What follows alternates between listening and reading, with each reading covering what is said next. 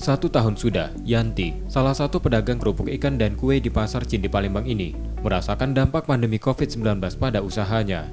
Pandemi memukul omset dagangannya, namun ia bertahan meski diakui sulit. Aktivitas jual belinya kemudian mengadaptasi kondisi dengan menerapkan protokol kesehatan. Rabu 3 Maret 2021, Yanti menerima vaksin COVID-19 dosis pertama.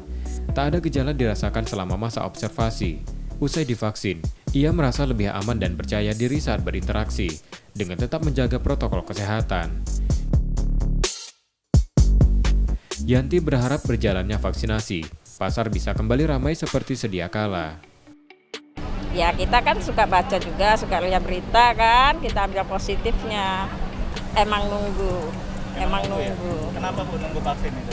Iya kan itu untuk pencegahan, untuk daya tahan tubuh.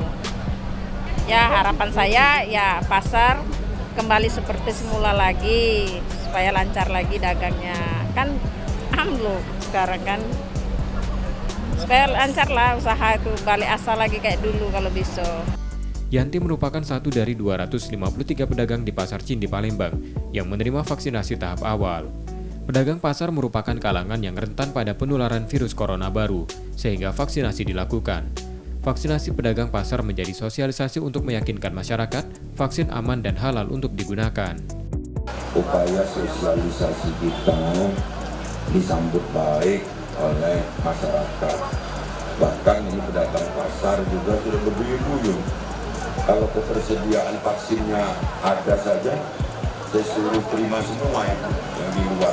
Orang berduyun-duyun pengen vaksin karena udah nggak sabar lagi untuk dapat berkegiatan yang leluasa. Pedagang berharap vaksinasi dan cakupan yang merata dapat memulihkan ekonomi masyarakat. M. Rizky Nurmizan, Kompas TV, Palembang.